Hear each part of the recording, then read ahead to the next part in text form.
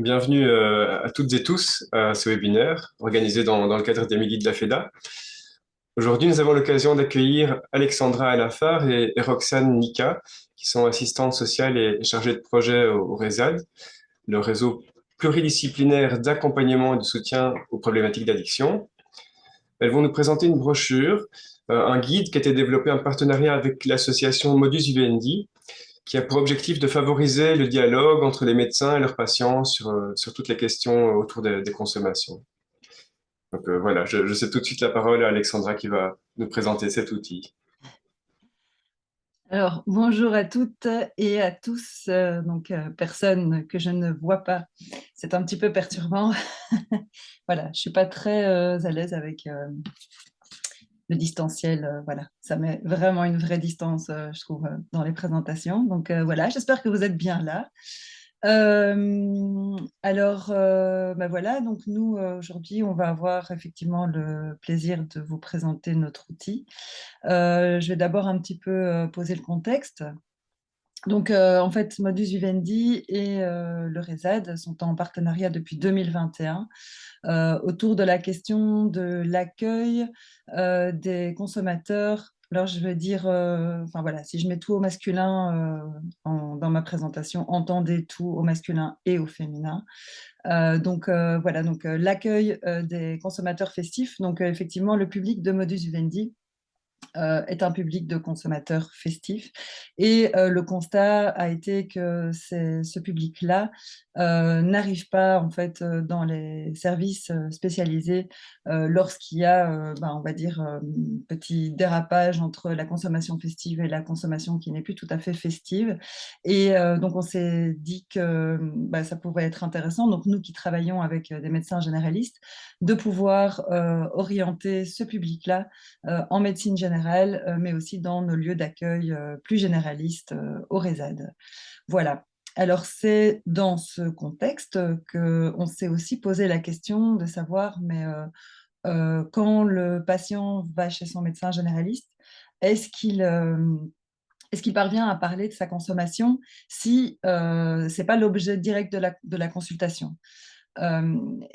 Pour ça, on a mis en place plusieurs groupes de travail, médecins et consommateurs, donc jobistes de Modus Fiesta, ensemble.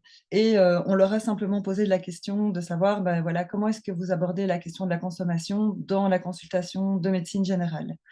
Euh, à partir de là, voilà, on a eu des réponses très intéressantes et on s'est rendu compte qu'il y avait énormément de représentations de part et d'autre de ce que le patient pouvait attendre quand il parlait de sa consommation, de ce que le médecin pouvait attendre aussi quand le patient parlait de sa consommation, c'est-à-dire si le patient parle de sa conso, forcément, alors en tant que médecin, je dois lui dire qu'il doit arrêter, c'est un devoir que j'ai, et le patient de son côté aussi se dit, mais si j'en parle à mon médecin, il va forcément vouloir que j'arrête. Donc voilà, il y avait vraiment des grosses questions de représentation de part et d'autre. Voilà, on s'est décidé à créer ensemble un outil unique, à la fois destiné aux médecins et aux patients, qui permet déjà, voilà, le fait que ça soit une seule brochure pour les deux. Vous verrez dans le PDF, la brochure est chaque fois bien séparée en deux, donc la partie qui s'adresse aux patients et la partie qui s'adresse aux médecins. Mais ce qui est intéressant, c'est que l'un et l'autre a accès voilà, aux idées préconçues, aux réflexions et aux représentations de l'autre. Ce qui, pour nous en tout cas, est déjà un premier pas pour favoriser la rencontre des deux. Voilà. Que dire d'autre? Donc ensuite, dès qu'on a commencé à voir les projets de brochure, on les a soumis donc à des focus group, pareil, donc médecins et consommateurs. Voilà, ça a été un travail de longue haleine, mais en tout cas, on pense que cet outil qui alors est un guide, oui, mais pas un guide de bonne pratique. C'est-à-dire que voilà, on ne prétend pas avoir le monopole de la bonne pratique en matière de consommation. Et donc, plutôt que de dire ce qu'il faut faire ou ce qu'il faut dire et à quel moment il faut le dire ou il faut le faire, en fait, ce qu'on fait, c'est que on soutient davantage la réflexion, à dire, mais voilà, à quel moment est-ce que je pourrais trouver une opportunité d'en parler? De quelle manière est-ce que je pourrais en parler? Est-ce que si j'en parle pas la première fois, ben, voilà, comment est-ce que je peux revenir dessus alors que je ne l'ai pas évoqué avant? Donc voilà, on est vraiment plus dans des pistes de réflexion et dans le soutien à la relation thérapeutique. Voilà. Bah, écoutez, je pense qu'on va passer à, voilà, peut-être passer un petit peu juste en revue cette brochure et vous expliquer un peu dans quelle logique on est. Donc, je passe la parole à Roxane et je partage l'écran. Merci pour cette première partie, Alex. C'était très, très clair. C'est vrai? Ça me Ouais, j'ai l'impression que j'ai tout compris, enfin. rassure. Alors, la dite brochure, la voilà.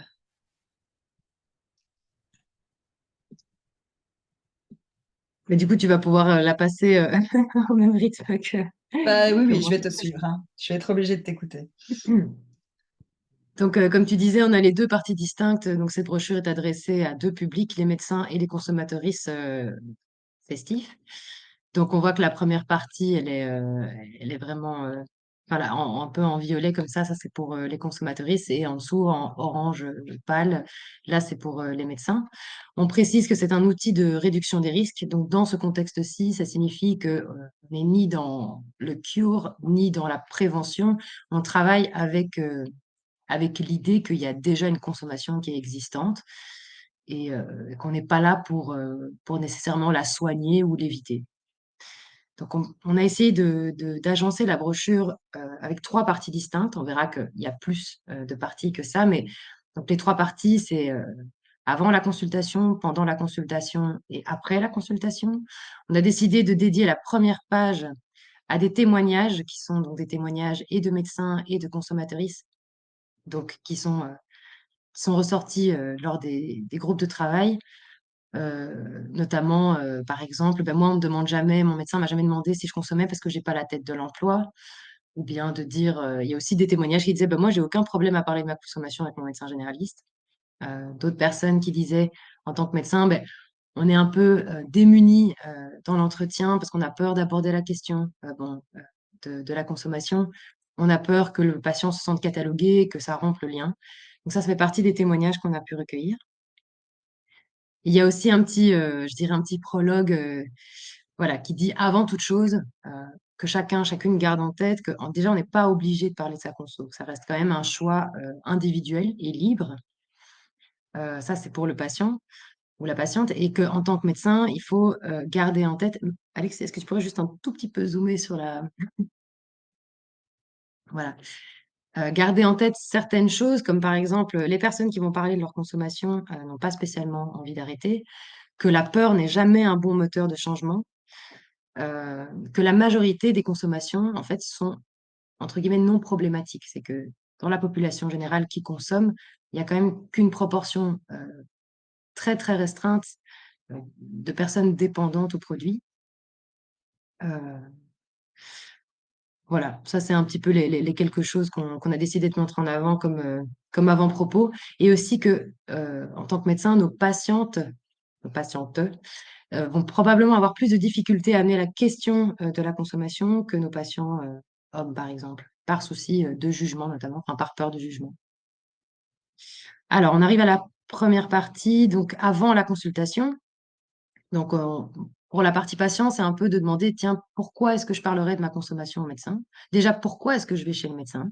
Parce qu'il y a quand même, parmi les personnes qui fréquentent le lieu d'accueil Modus Fiesta, donc, avec lequel on est en partenariat, il y a quand même peu de gens qui vont chez le médecin. Et quand ils y vont, bah, la question de la consommation ne fait pas spécialement l'objet de la consultation, ce qui est souvent bon signe. Ça veut dire que ce n'est pas générateur de problèmes. Mais nous, on soutient quand même l'idée que c'est intéressant d'en parler avant que ce soit problématique, pour des raisons qu'on établira plus tard. Donc, une des raisons pour lesquelles on va voir son généraliste, est notamment, j'ai des symptômes inhabituels, j'ai besoin d'un certificat, j'aimerais bien faire un check-up. Voilà. Que ce soit pour les deux parties, donc médecin ou patient, on essaye de parler de ce qu'on appelle, nous, le piège de l'expert ou le piège de l'experte. Donc, ça, c'est beaucoup relayé et par les médecins et par les consommateuristes de dire Pour les uns, ah mais moi je suis pas spécialiste addicto, et pour les autres, ah mais mon médecin n'y connaît rien. Donc nous, on essaye de mettre en avant le fait que déjà, l'addictologie, c'est pas une spécialisation en tant que telle en médecine générale à l'heure actuelle en Belgique. Donc, ceux qu'on va appeler les médecins addictos, ça va être des personnes qui ont une longue expérience dans ce domaine-là, mais donc c'est une expérience qui se construit, même s'il y a des formations qui sont proposées, notamment par le RESAD ou par l'ULB, mais c'est des formations de type court, et aujourd'hui, le certificat n'est pas reconnu en tant que tel comme, enfin, pour devenir spécialiste en addicto. Donc, c'est vraiment, en tant que patient, on vient alimenter la pratique des médecins en parlant de notre consommation. Ça, c'est quelque chose d'important à savoir. Et c'est de dire que, en fait, une spécialisation en addictologie ne garantit pas une prise en charge de qualité. Bien avant de connaître finalement les effets exacts d'un produit sur le corps ou les interactions, ça c'est de la littérature qu'on peut trouver déjà. Mais en fait, c'est le patient ou la patiente qui va déjà savoir nous expliquer, enfin, ou expliquer aux médecins, aux professionnels de la santé, les effets qu'ont les produits sur eux. Euh, et le médecin peut mettre ça en exergue avec de la littérature scientifique ou alors avec d'autres expériences de patients. Mais en fait, la première partie, ça se passe vraiment avant toute chose dans le dialogue et d'apprendre à se connaître et d'apprendre aussi ce que les effets d'un produit vont avoir sur le patient, parce que les effets vont pas être les mêmes en fonction de la personne qu'on a en face de soi. Euh, alors, on a aussi décidé de mettre un petit attention que c'est pas parce qu'une consommation est, enfin, c'est pas parce qu'un produit est légal qu'il est moins risqué. Donc, quand on entend produit plutôt que drogue, déjà, c'est pour éviter le stigmate qui peut être associé à drogue, donc qui signifie illicite et qui fait que des patients et des patientes vont avoir peut-être moins de facilité à aborder la consommation parce que la cocaïne est interdite, par exemple. Et c'est de dire que quand on entend produit, on entend également médicament, qui soit utilisé dans le cadre d'une prescription ou non. Il y a beaucoup d'usages détournés de médicaments, comme vous le savez très certainement. Mais on parle aussi de l'alcool et du tabac, qui sont quand même les deux produits qui causent le plus de dommages sur soi et sur autrui, bien plus que d'autres produits qui sont illicites. Donc la deuxième page ici, enfin la page en face, on parle de confidentialité. Donc, petit point confidentialité, c'est toujours important de rappeler ses droits aux patients, ses droits à la confidentialité. Donc les patients, ils sont pas de regard finalement sur ce qui est noté dans leur dossier ou pas. Quand on est en maison médicale, il y a les dossiers partagés. C'est aussi rappeler au patient qu'il a le droit, s'il souhaite, de pas voir certaines informations inscrites dans son dossier.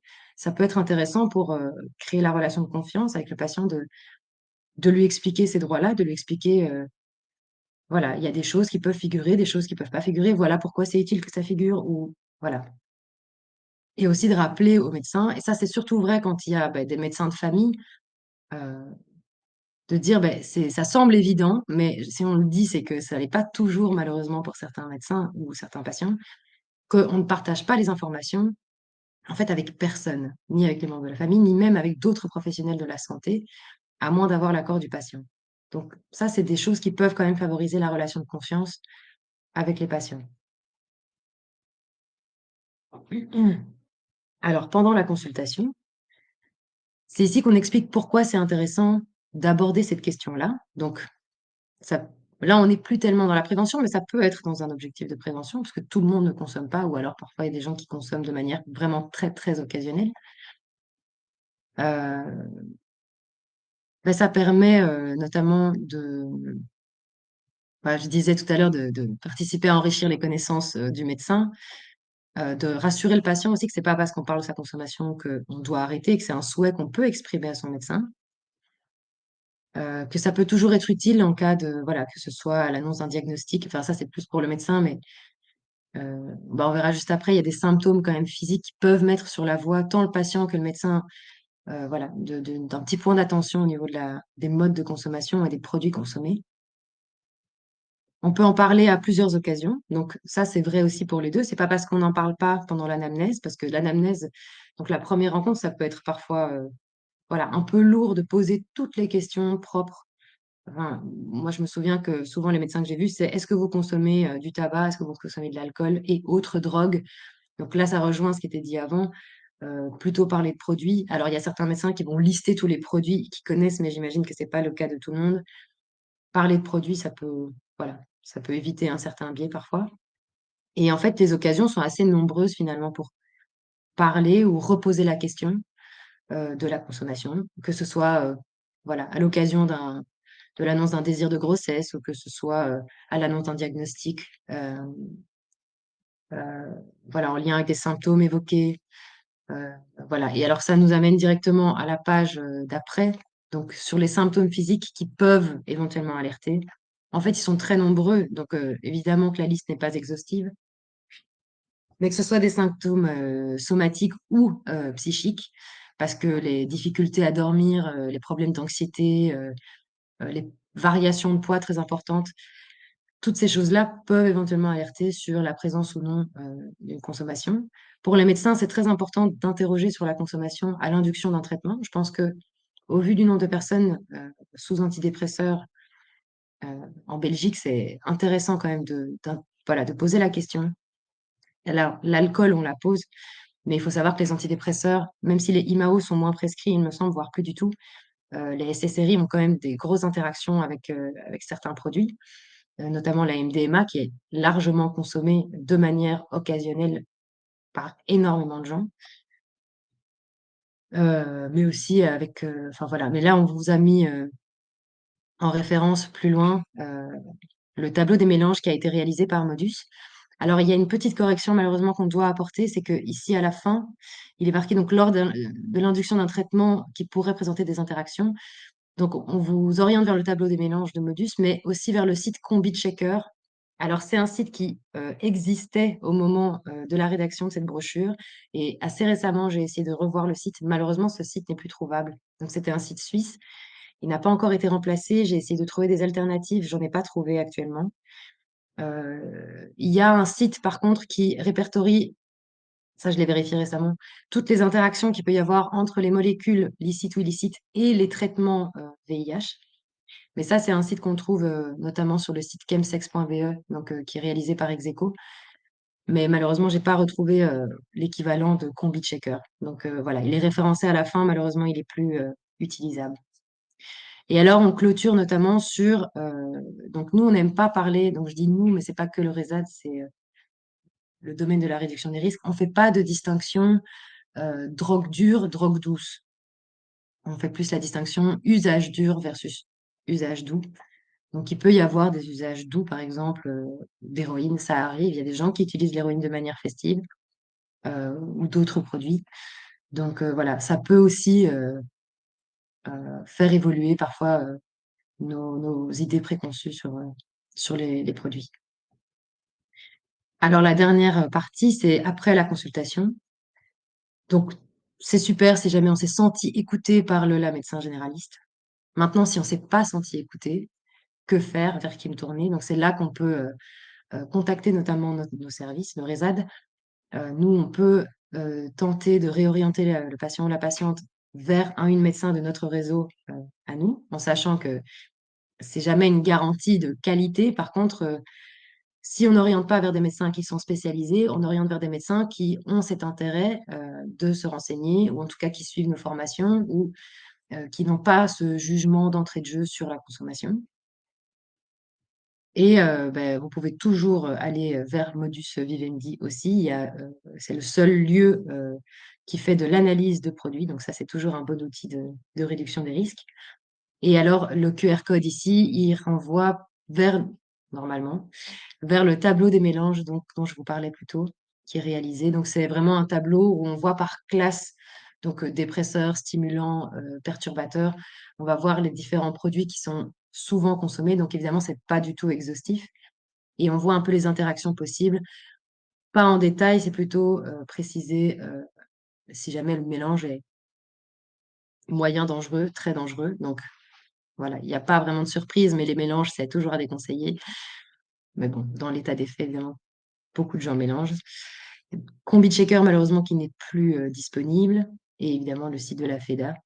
Donc, pour les médecins généralistes, ben, c'est pas rare que vous allez devoir orienter vers des médecins spécialistes. Je pense à l'exemple des ORL, parce que la majorité des consommations seront quand même plutôt en sniff ou alors en ingestion. Mais bon, le sniff comprend quand même vachement plus de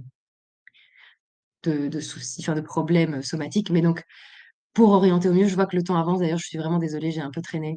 Euh, Essayer d'assurer l'orientation de manière à ce qu'elle se passe au mieux. Donc, restez disponible auprès de votre patient après l'orientation. Si jamais, donc restez à l'écoute si jamais l'orientation s'est pas bien passée et interrogez votre patiente, voir est-ce que vous adressez un courrier au spécialiste, est-ce que vous l'appelez en amont ou pas. Donc, tout ça, c'est à négocier avec vos patients. On peut également soutenir, nous, le RESAD, pardon, les professionnels de la santé, que ce soit de manière ponctuelle ou par le biais de supervision ou de formation.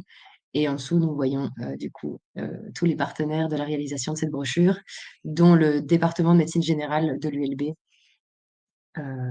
Donc voilà, on peut passer aux questions. Je suis désolée voilà, si j'ai débordé. Il n'y a pas de souci. Merci pour cette présentation très claire.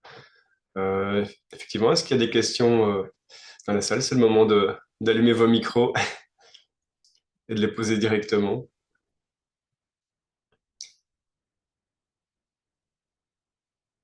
J'avais pour ma part une question, c'était par rapport à la diffusion de la brochure, que ce soit vers les médecins généralistes ou les consommateurs au sens large.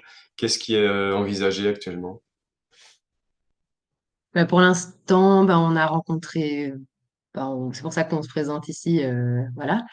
Je pense qu'on avait plusieurs rencontres de prévues. Alex, tu veux peut-être en dire un mot? Et donc, on rencontre demain l'ASBL Promo Santé Médecine Générale, voilà, qui regroupe quand même pas mal de représentants de médecins généralistes, fédération des maisons médicales, etc. Donc voilà, on essaie de viser plutôt les institutions qui elles-mêmes ont un public très large et peuvent la diffuser de manière massive. Euh, et l'idée, c'est de se présenter effectivement dans ces services-là. Enfin voilà, pas juste. Voilà, notre idée, c'était pas de juste diffuser la brochure massivement, mais de pouvoir en dire quelques mots comme on fait aujourd'hui. Donc voilà, en tout cas, merci pour l'invitation parce que c'est vraiment comme ça qu'on avait envie de l'introduire dans le monde. Merci à vous pour ce travail. Voilà, c'est en cours. Oui, moi aussi, je trouve ça vraiment chouette d'avoir les deux points de vue comme ça réunis dans le même document. Et en tout cas, nous, au niveau de la fédération, on est à votre disposition. Donc, en fonction aussi, si vous souhaitez qu'on diffuse certains secteurs ou certaines institutions, tenez-nous au courant. On peut aussi accompagner ça. Ou, comme tu viens de le mentionner, donc d'aller petit à petit plus organiser des rencontres comme vous souhaitez. Voilà. Merci. Oui, alors au niveau de la diffusion vers les patients, bah, là, c'est un petit peu aux médecins de faire le job aussi et de la mettre à disposition dans les salles d'attente. Donc c'est vraiment comme ça qu'auprès des patients et des consommateurs, elle sera connue et diffusée, quoi. Je Voilà, je pense aussi pense à que... la Ouais. pense que c'est la campagne usage de psychotropes.be qui est au niveau fédéral une campagne et ils essaient aussi de toucher les médecins généralistes, mais aussi les psychologues, les pharmaciens. Ouais. Ça pourrait être chouette de les tenir au courant. Ils pourraient Ah oui. certainement aider dans ce cadre-là aussi à faire connaître cette initiative, Usage de psychotrope.be en un mot? je pense. Ok, super, merci. Il y avait une question, je vois, sur où est-ce que cette brochure est disponible. Pour l'instant, elle ne l'est pas. Mais vous pouvez toujours, enfin, je sais pas, qu'est-ce qui est prévu, Alex, pour la diffusion de cette brochure, si jamais il y en a qui veulent la commander, ou si on envoie en PDF. Mais, bah, la version papier, donc, elle est commandable chez nous. Et la version PDF, évidemment, on peut l'envoyer aussi voilà, aux services qui sont intéressés. Et ça, vous ne souhaitez pas pour le moment la version PDF la mettre plus en avant ou disponible en ligne ou... Si, si, on va le faire. Elle va être disponible sur notre site. C'est vrai qu'elle est vraiment fraîchement sortie de l'imprimante. Donc voilà. Oui, oui, c'est prévu. On va la mettre à disposition sur le site. La FEDA, j'imagine aussi comme outil. Vous pouvez la mettre à disposition, hein. Super. Tout à Oui, fait. oui, c'est ça. Je pense que ça peut être un bon lieu de mise à disposition de la version PDF sur votre site. Pour les participants aujourd'hui de ce webinaire, la brochure est déjà téléchargeable sur l'adresse de l'événement. Je la mets ici dans le chat s'il y a des personnes qui voudraient pouvoir accéder directement au PDF. Top, merci beaucoup. Merci pour cette présentation. S'il n'y a plus Avec d'autres plaisir. questions, on va sans doute en rester là et mettre fin à l'enregistrement. Et n'hésitez pas à vous abonner à la newsletter de la FEDA pour être tenu au courant des prochaines rencontres, que ce soit en ligne ou en présentiel. Et au plaisir de vous retrouver. Merci. Super, merci beaucoup. À bientôt. Bientôt. Merci beaucoup. Bon après-midi. Merci, bonne journée. Merci.